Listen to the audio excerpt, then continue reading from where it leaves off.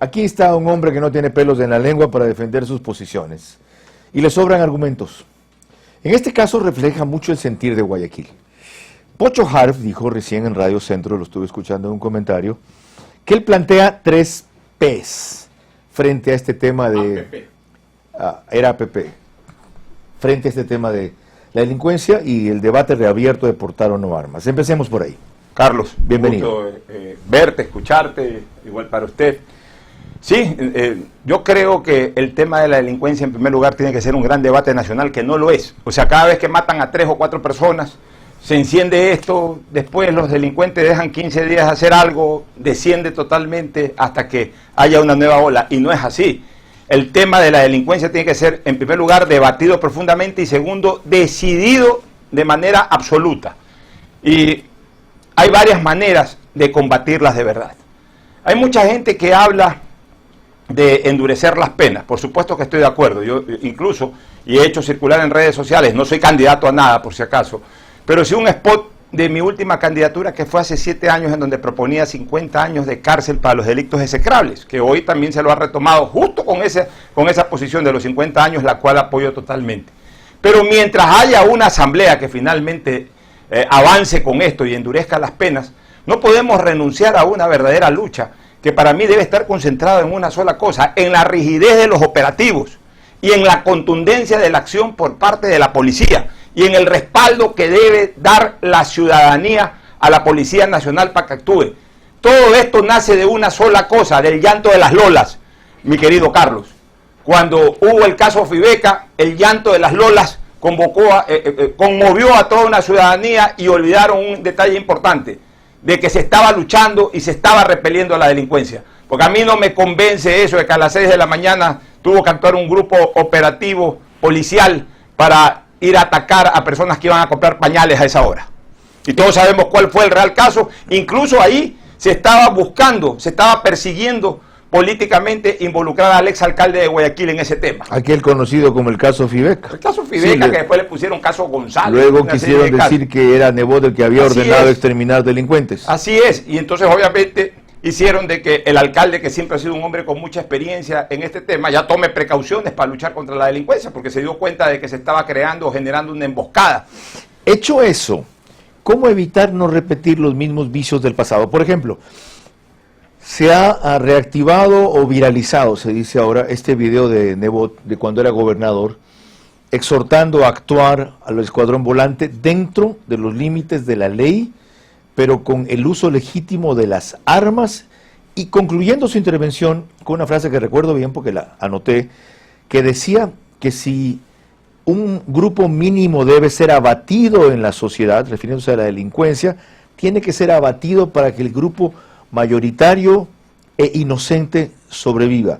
El temor ahora es eso, por nuestra indefensión, urgencia y desesperación de frenar esto, ante la insuficiencia policial, para llamarlo de alguna manera, de repente el remedio puede ser peor que la enfermedad.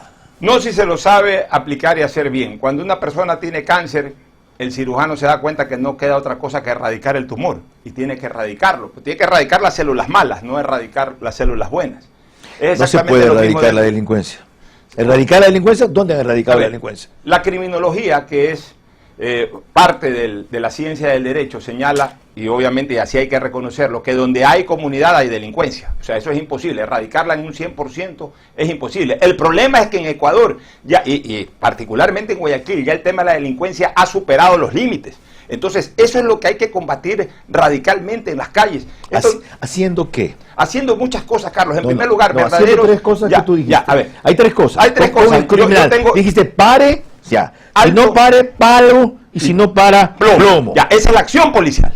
Pero antes de la acción policial, hay que llenar las calles de policías, no tenerlos encuartelados, no tenerlos ahí, que salgan en pequeños grupitos. ¿Qué produce llenar las calles de policía? Primero, generar una verdadera percepción de seguridad. Y segundo, tener un control efectivo. Hay un efecto disuasivo. Y no solamente disuasivo, sino que también de actuación en el momento en que se... A ver, ¿de qué nos sirven estas famosas cámaras de ojo de águila? Simplemente para el morbo de saber cómo mataron o cómo asaltaron en una calle. Nada más. O a veces documentar el caso, pero no evitar el caso. Pero cuando en algún momento se descubra a un delincuente y se lo vincule con un acto de 3 meses atrás, sirve para eso, pero para nada más.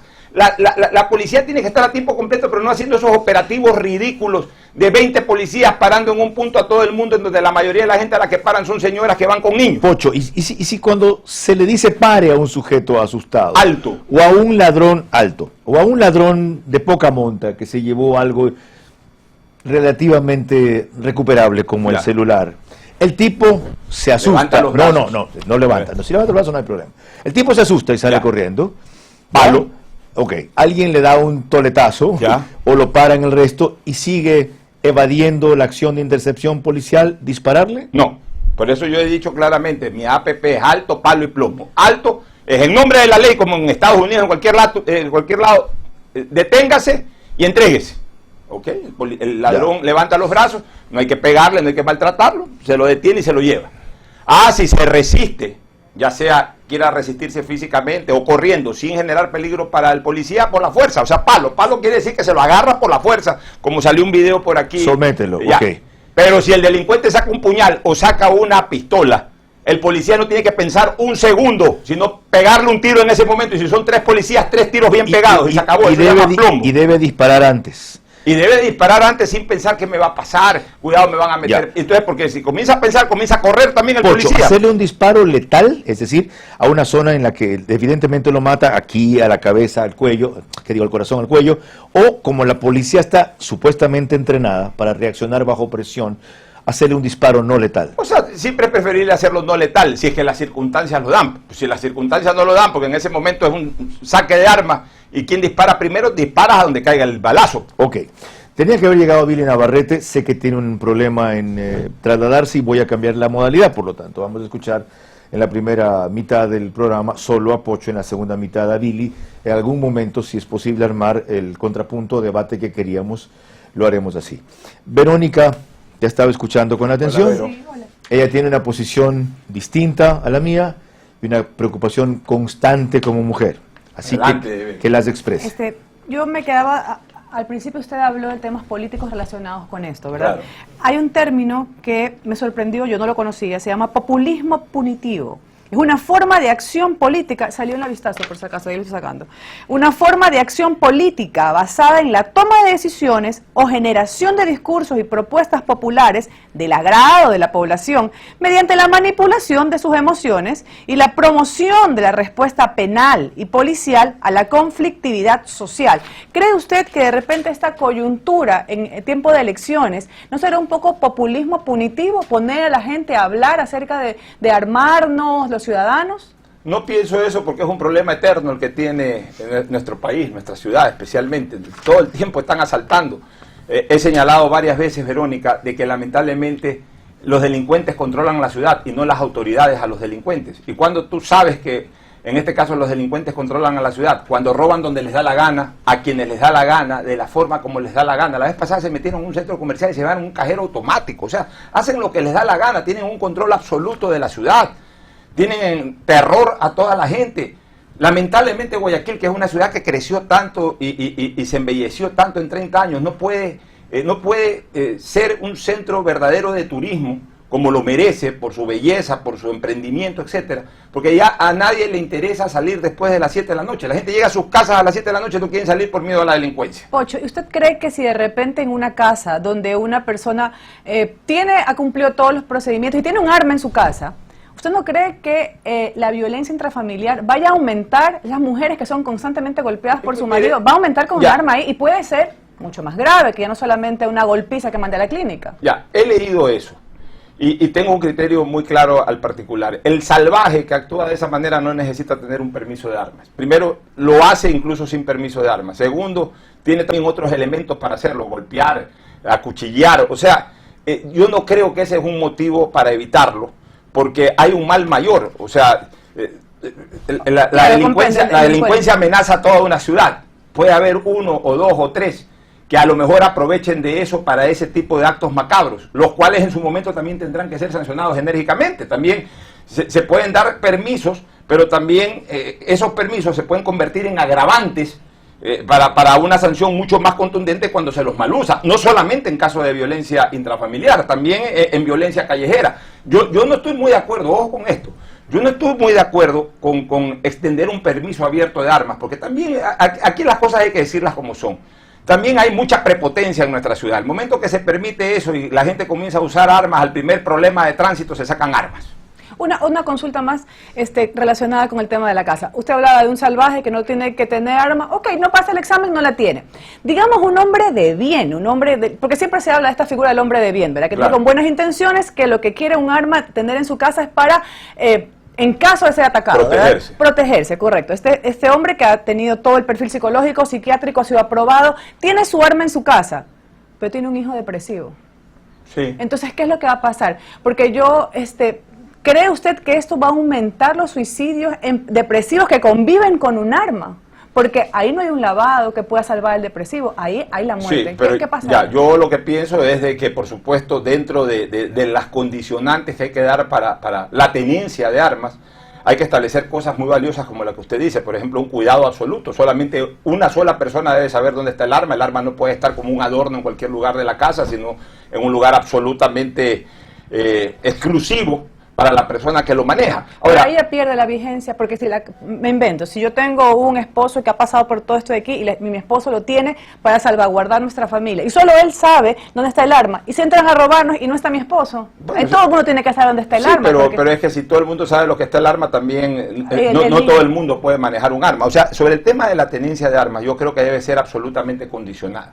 Condicionada, por ejemplo... Explica eso. Ya, eso te iba a pedir. condicionada, por ejemplo, en primer lugar, a permitirse a las personas que pasen diferentes cursos, pruebas, etcétera, a tenerlo en la casa, para proteger su casa. Por supuesto, a la gente del campo también. La gente del campo necesita estar armada porque tiene que enfrentar tantos peligros, desde animales hasta salvajes como los delincuentes. A ver, tenencia a quienes califiquen las pruebas y pasen un entrenamiento para tenerla en casa. Portar no. Es decir, llevarla cuando salgas de casa. Portar, yo soy de la idea de portar solamente a las personas que justifican plenamente portarlas. Por ejemplo, guardias de seguridad, guardaespaldas perfectamente identificados, calificados, personas sobre los cuales se genere un alto riesgo, por ejemplo, de ser secuestrados, de ser asaltados, para ciertos casos puntuales. Tampoco cualquiera puede sacar un arma como cualquiera saca una licencia de tránsito. Si has oído que cuando porta arma una persona que pasa la prueba psicológica, que hizo el entrenamiento para un uso idóneo del arma, aún así, ante el ataque o la agresión de un criminal, no es tan avesado, no tiene la práctica del criminal para responder o defenderse con celeridad, y lo que hace cuando ocurre el conato de sacarlo, cuando en efecto la saca, es precipitar la reacción del hombre pero por rápido. supuesto, es que ese es uno de los motivos. Mira, a mí todo el mundo me achaca porque una vez sacó un arma en el Congreso. Yo no soy una persona, tú me conoces de toda la vida, yo nunca he andado armado. Pedí un arma porque se venía un grupo de indígenas a agredirnos y a hacer una serie de cosas. Pero yo una vez escuché a una persona muy sabia que me dijo una cosa: mira, es peligroso andar con armas. ¿Y por qué le dije? Porque hay una cosa que marca un desequilibrio en contra del que es buena persona y usa un arma, precisamente esa condición de ser buena persona. El que es buena persona duda 2 segundos en disparar o no. El delincuente no duda nada y dispara primero. Aún tú sacando el arma primero antes que el delincuente, es probable que dudes 2 o 3 segundos en disparar. Ese tiempo que le permite al delincuente también sacar su arma y no dudar un solo segundo. Qué interesante reflexión. Ahora, Verónica, yo te quiero preguntar a ti. Dígame. Ya, tú cuando hablabas con Pocho, le decías algo que puede pasar inadvertido, pero que fue un fatalismo, fue una sentencia. Dijiste, entonces, ¿qué es lo que va a pasar? Ese hijo depresivo puede coger el arma y eliminarse. ¿Por qué tiene que ser así siempre? Ese riesgo existe. Pero ¿por qué crees tú que, dado el machismo que hay y la violencia intrafamiliar, si hay un arma en casa, el imbécil del hombre va a coger y usarla para matar a la mujer y no al delincuente? El hijo deprimido va a causarlo y para matarse a sí mismo. ¿Por qué ese fatalismo tuyo de que si hay ese riesgo, necesariamente va a ocurrir lo peor? La verdad, yo lo baso en casos que he conocido personalmente, y ni siquiera esa arma la tenían para defensa, porque era una niña que va donde los abuelos. Verónica, entonces, eso sucede, yo no digo claro, que no, pero tú estás condicionando que todo tú estás generalizando casos específicos como si fueran la norma. Pero mira que Pocho hace una referencia también, que le dicen un hombre bueno no debe estar armado porque duda. Entonces, si estamos basándonos en el principio de que son personas buenas o con buenas intenciones que desean tener un arma para protegerse, ese es el principio básico, pero se contradice porque si somos buenos dudamos y el maleante no va a dudar y cuando uno saca un arma es para usarla. Ese es el caso que yo te planteaba. ¿De que por qué yo lo generalizo? No, yo, como tú eres una feminista racional, que eres, me encanta ¿ya? cuando me hace Es que la eres especialización. una fanática, ¿ya? Como tú estás muy al tanto del nivel al que ha llegado el femicidio por la pandemia, que lo exacerbó, es decir, puso en una distancia menor y en una presión mayor a una pareja que tiene choques y que terminan a veces en agresión o en asesinato Matarse, del sí. hombre hacia la mujer a femicidio. ¿Tú crees que va a seguir sucediendo siempre inevitablemente lo mismo? Oye, mira, es que esto lo digo. Las estadísticas criminales muestran que las armas de fuego tienen un papel protagónico en el conjunto de homicidios. Y también las probabilidades de morir como resultado de armas de fuego es muy superior con quienes no tienen armas de fuego. Y en los hogares en donde hay armas de fuego, la mujer que es víctima de violencia doméstica enfrenta 7 veces más probabilidades de que el abuso termine en un homicidio. Y no lo digo yo. O sea, Ok. Y a la vez, con las salvedades que hace Pocho, ¿eso no se evita? Yo realmente creo que en un momento en el que te ciegas por pasión, por rabia, por ira, por celos, que normalmente son el tema por los que matan a las mujeres, en ese momento te nublaste. Claro, porque te tupiste ciegas, como tú dices, te ciegas. Entonces. y apuntas el arma, porque si tengo tanta rabia, como tú le dices, basándonos en una sociedad machista, donde yo no soporto que mi mujer la mire o la toque a ningún hombre, y solo de imaginar que un hombre ya la tocó, me enciendo en rabia y prefiero eliminarla. Llega un momento en que el golpe no es suficiente, porque esta mujer, ya que ha sido tocada por otro hombre, no puede estar con nadie más, y saco el arma y le pego 3 tiros, la elimino. Todo el tanto de eso. Entonces, ya, coméntalo. Pues. Ya, la puede eliminar también sin necesidad de que haya permiso de armas. acá Porque, ilegalmente. Ilegalmente. Un cuchillo. O sea, un cuchillo o una misma pistola. Pero yo vuelvo a insistir en un tema. Aquí lo importante, más allá de que si podemos usar armas o no, que esa ya debería ser el último ratio, o sea, la última instancia. Yo creo que lo que debe del Estado garantizar es la seguridad ciudadana a través de un efectivo servicio policial. Que los policías estén en las calles. Pero eso toma tiempo. Pero no tiempo. Eso es largo plazo. No, o si vienen ahora un mes, en un mes bajó el nivel, la delincuencia se traslada a otro sitio y no pero es que ese es el problema, Carlos, es que esto no es cuestión de un mes, es cuestión de siempre. Para eso tenemos policías y militares a los que se les paga. Los militares, con el respeto y cariño que les tengo a los militares, no pueden estar metidos en los cuarteles jugando boli porque no tienen nada más que hacer. Salgan aunque sea a caminar. Yo he hecho hasta hecho consultas, he ofrecido premios en la radio. Algún oyente que me muestre una foto de un policía caminando o de un grupo de policías caminando y de un grupo de militares caminando. Ya no se patrulla. No se patrulla, ahora son pelucones, andan en camionetas o en moto. Si no andan en camionetas o en moto ya no caminan, ya no se paran en las esquinas. Es increíble de que no se haga una verdadera estrategia de custodia, por ejemplo, alrededor de los centros comerciales, alrededor de los lugares en donde hay mayor intensidad gastronómica, en los diferentes barrios, nada. Los policías, si no pasan en camioneta con una sirena, con las luces de la sirena que se las ve a 20 cuadras, y por supuesto los delincuentes la ven y se van por otro lado. Correcto. Ya, o si no andan en moto, ya no caminan. El Pucho, algo que parece tan lógico, ¿por qué no se hace? Porque falta decisión política. ¿De quién? De quienes tienen que tomar la decisión política. ¿Que son Aquí ha faltado y faltará un verdadero ministro del Interior y un verdadero presidente de la República que tomen la decisión de luchar contra la delincuencia, de no andar pendientes que en Twitter le saquen las madres. Los pro delincuentes o los defensores de los derechos humanos, excesivamente defensores de los derechos humanos, que se preocupan de los derechos humanos de los delincuentes y no de la gente. Por eso yo he sostenido siempre y lo sostendré. El más grande defensor de los derechos humanos que ha tenido el Ecuador en los últimos 50 años, le gusta a quien le guste o le disgusta a quien le disguste, se llama León Esteban Febres Cordero Rivadeneira, que protegió los derechos humanos de en esa época 8 millones de ecuatorianos en contra de un pequeñísimo grupo o de pequeños grupos de delincuentes y guerrilleros que alteraban los derechos de la gente buena. Pocho, entonces eso hay que hacer. Si la decisión política depende de que tengamos un presidente así, un ministro del Interior así, que no los hay, nos toca entonces esperar 6 meses más por lo menos a ver quién gana. Bueno, y hasta tanto que hacemos. Ya, hasta tanto insistir, a generar de que este sea uno de los principales temas de debate. No puede ser posible, mi querido Carlos, Verónica, que los gobernadores de la provincia sean choferes de los presidentes y de los ministros del Interior. Hay que devolverles nuevamente el poder que tenía Nebot y otros gobernadores del pasado para que ellos comanden, para que ellos lideren a la policía. No puede ser posible que sean terceros o cuartos a bordo cuando hay una reunión de estas con la policía. Ya los policías ni respetan a los gobernadores. Ya les dicen señor gobernador cuando antes se les cuadraban. Ocho, una consulta. ¿Usted cree que los requisitos que hay en este momento para la porta de armas son suficientes? ¿Necesitan que se hayan más, de que disminuyan? Yo lo que pienso es que debe de tratarse esto profundamente y establecer un protocolo para el uso de armas. Y vuelvo a repetir. No basta el examen psicológico. No basta solamente un examen. ¿Cuál sería su Tiene que tener un entrenamiento del arma que va a aportar, por ejemplo. El arma que va a aportar, entre otras cosas. O sea, también hay que, y lo más importante, también tiene que de alguna u otra manera generarse el justificativo para usar armas. O sea, vuelvo a repetir, los guardias, las personas sobre las cuales hay un alto riesgo también de ser víctimas, las personas que viven en el campo.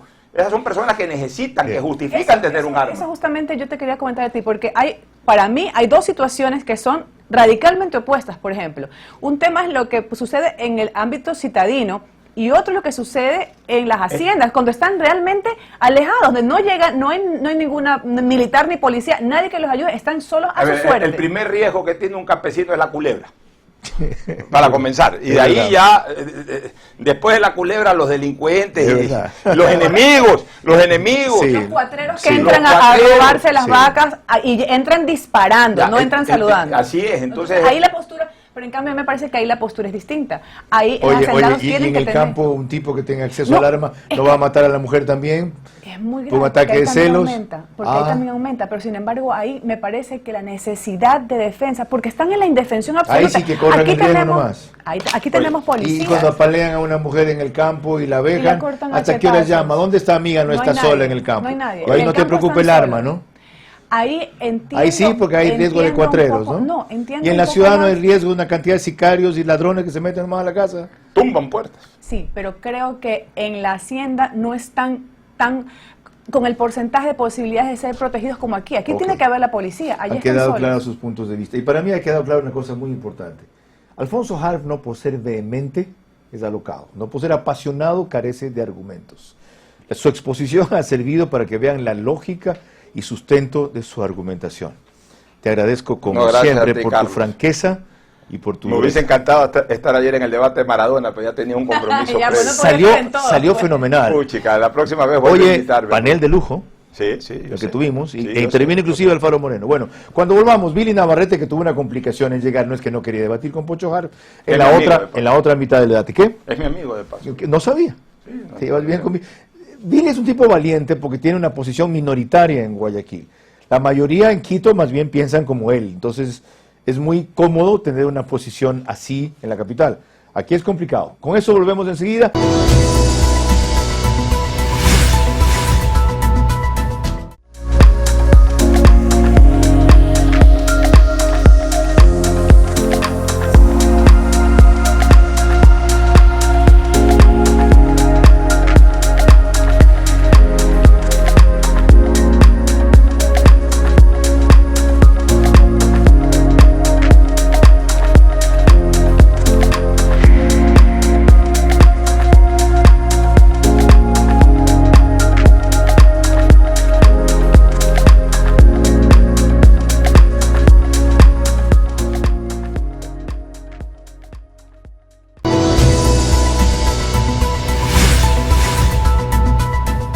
Y 43, el otro lado de la medalla, sobre portar o no armas, con Billy Navarrete. Él es un connotado defensor de derechos humanos, muy reconocido en Guayaquil, decía yo hace pocos instantes, con una posición minoritaria aquí, que en Quito es al revés, es mayoritaria. Llueven las organizaciones y los defensores como él en la capital, y a pesar de eso ha mantenido su línea. Es docente de la Cátedra de Cinematografía y Documental Etnográfico en el Instituto Latinoamericano de Expresiones Artísticas, LEXA, desde el 2015 hasta la actualidad, coordinador de la Red Movilidad Humana, Región Costa desde 2016, vicepresidente del Consejo Cantonal de Protección Integral de Derechos de Guayaquil desde junio de 2017 y miembro de la Junta Directiva del Centro Ecuatoriano de Promoción y Acción de la Mujer, CEPAM. Billy, bienvenido. Gracias, Carlos. ¿Por qué no portar armas y autorizar debidamente a los ciudadanos para esto ante este desate de la delincuencia, la indefensión en que mucha gente se siente y la insuficiencia policial? Bueno, hay muchas razones para oponerse y ha sido reiterada los intentos para flexibilizar los controles que existen en la ley, ¿no? Se dan, digamos, una serie de condiciones para que uno pueda acceder Si a no es que está prohibido, sino que está restringido. Restringido, y eso me parece bien, porque el control de ese tipo de instrumentos que son letales, que son tremendamente irreversibles en cuanto a su uso, está, digamos, bajo control de la fuerza pública. Depende, porque son irreversibles. Si le disparas a las piernas, al agresor no lo matas, lo inmovilizas. Pero ya la herida, en el caso de, por ejemplo, una fractura de un hueso, sí resulta ¿Y irreversible. cuál es el precio? El tipo viene con un bate a darme en la cabeza, me dejo matar con un bate, Pero- y no lo puedo usar el arma porque el arma es más letal que el bate. Claro, pero es la proporcionalidad de la fuerza, pues, ahí. Obviamente, si alguien está, digamos, acercándose con un bate, Tú tienes que tener otro bate, tú tienes que tener otro bate para repelerlo, no tienes el arma, le disparas. Claro, es defensa propia. Pero no es lógico eso, Billy. El hecho es la lo irreversible que significa el daño. Qué pena en que el tipo no venga con el bate entonces, pues. Que no venga con el bate. Pero quiere decir de que en cuanto a la escala de violencia vamos a ir escalando. Es la acción más es que en fundamental. eso hemos que está. terminado, Billy. Pero, ¿qué respuesta le damos en esto? Y es lo Dime que uno tú qué le dices al inocente reclamaría. que va a ser agredido por un bate de béisbol que lo puede matar y no puede portar armas. ¿Qué hace? ¿En qué circunstancia, Carlos? No entiendo. Como ejemplo, camina un ciudadano por la calle y viene alguien con un bate a darle encima. El bate es potencialmente mortal. Sí, pues, No claro. tiene un arma, Sí. ¿ya? ¿Qué hace con el bate? Sale corriendo, se deja agredir, y en cambio tiene un arma, la saca y le da. Claro, es mucho más letal que un bate. Sí. Obviamente, es mucho más ¿Sí? letal que un No hay proporcionalidad. Pero el que comienza la agresión es el otro. Yo no puedo ponerme a ver, ¿qué tengo yo en este momento para defenderme con algo equivalente al bate de béisbol? Claro, pero eso, digamos, tendría que ser parte de los atenuantes para el uso del arma de fuego que tienen que ser presentados ante un juez y Qué una autoridad interesante. O judicial. sea, si se da el caso, tú eres partidario de que se condene al que se defendió por no usar proporcionalidad en la defensa. Pero es que la proporcionalidad no tiene que ver con el uso del mismo instrumento, Si no, sino con relación al atacante y el agredido. En esto, una mujer, en el caso de la violencia intrafamiliar, violencia basada en género, que ha sido reiteradamente, digamos, golpeada, abusada en casa. Y resultado de esa acumulación de violencia, finalmente hiere o mata, por decirlo, a su agresor. es eximida de toda culpa. Ese es un atenuante a la Yo- larga. Yo diría que no es ningún atenuante, es eximida de toda culpa, porque llegaron a un grado de provocación en que no le podías pedir a esa mujer, contrólate o defiéndete proporcionalmente al macho que te estaba maltratando. El tema de la proporcionalidad no es un asunto etéreo ni aséptico. Pero fíjate que en el caso que tú pones, se aplica en perjuicio de la inocente y agredida que es la mujer. El tipo sistemáticamente la golpeaba, le daba palo. Un día ella se hartó y vino y le clavó un cuchillo y lo mató. La señora es la criminal ahora cuando fue llevada a ese extremo y para defenderse asesinó al otro. Tiene que ser eximida de culpa, no de responsabilidad, de culpa. Pero no creo que sea así tal cual. Hay ahora, y eso es resultado de toda la, digamos, abundante cantidad de evidencia que se ha mostrado con relación a lo que significa el fenómeno de violencia dentro de casa, argumentación para que eso se pueda ver, que este acumulado de violencia, este acumulado de conflicto, se pueda Verónica citaba con resultar. Pocho Harve este caso, Ujú. porque a ella lo que le preocupa de armar más a la gente, de flexibilizar lo que tú dices que es permitido pero con limitaciones, es que se use el arma con la persona equivocada. Es decir, que producto del estallido de la tensión familiar, el tipo vaya, coge y le meta un tiro a la mujer porque cree que es su propiedad y él es un celoso enfermo, o que un hijo depresivo en el hogar encuentre la vía para eliminarse más rápido. Pero ese riesgo existe con o sin Mira, arma. que son escenarios realmente perturbadores. El de que ocurren dentro de casa, obviamente es uno de los más perturbadores que vivimos, al menos en la sociedad ecuatoriana. con relación al número de habitantes, con relación a la impunidad, a todo lo que significa eso y el efecto que eso tiene, ¿no? Billy, y ese riesgo va a aumentar si en verdad se autoriza al jefe de familia a tener el arma en la casa. Va a aumentar. Claro. Va a aumentar, sin duda. Claro. Pero no es menor frente al prejuicio de que entra un ladrón en la casa, roba, viola, mata y como no hay un arma, no hay posibilidad de repelerlo. Pero fíjate, Carlos, creo que habría que pensar en esas circunstancias concretas donde eso ocurre. En frío, habría que preguntarle a la gente, pues, esto en cuanto a que si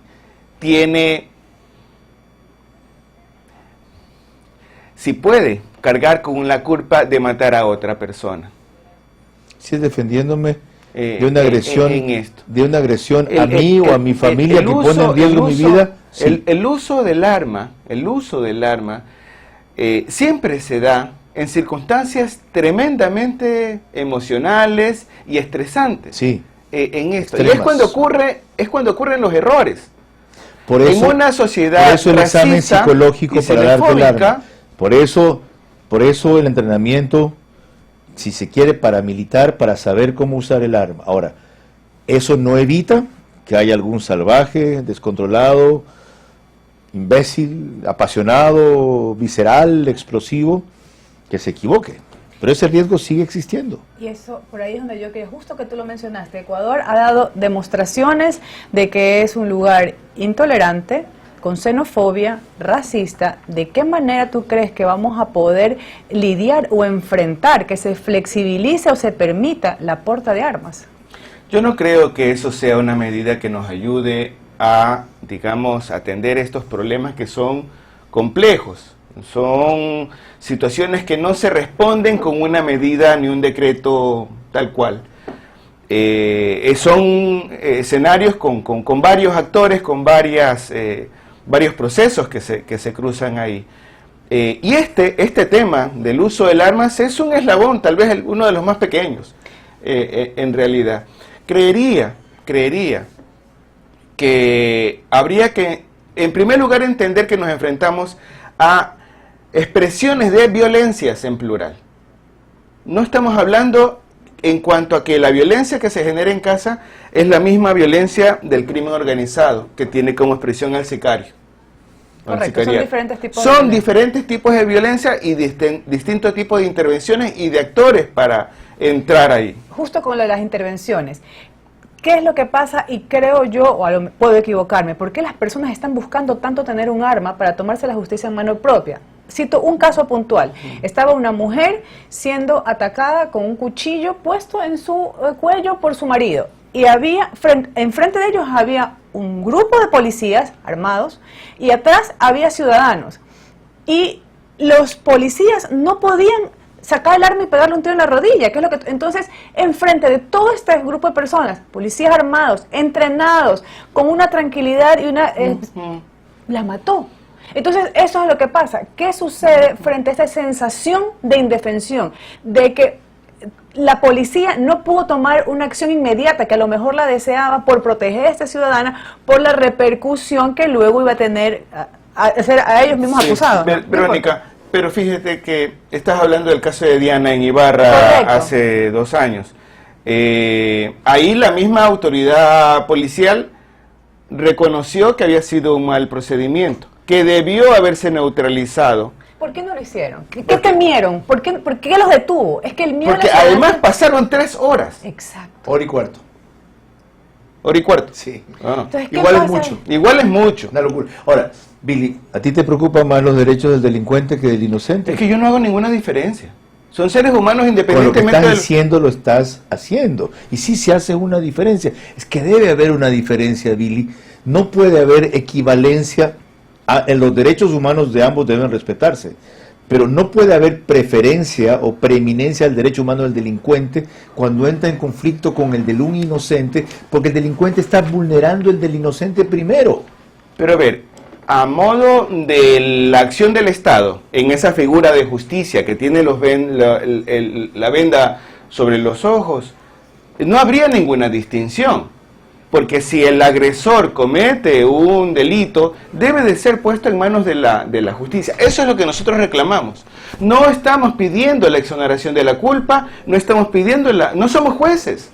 Eso es algo que se encarga de gente especializada para eso. Sí sabes lo que estás diciendo, ¿no? En esto. Debe ser puesto en manos de la justicia, o sea, de otra corruptela. Ah, bueno, pero estamos hablando de lo que debería ocurrir, porque lo otro es comenzar a crear atajos que nos llevan a la jungla. Qué bueno que lo dices también, porque no se trata de eso. O sea, no se trata de volver a la selva de la justicia por mano propia, ¿de acuerdo? Claro. Tú propusiste distinguir distintas formas de violencia para, según eso, reaccionar. Ante esta delincuencia, que es esa forma de violencia la que nos precipita la discusión, ¿qué hacer entonces, Billy? ¿Cómo proceder?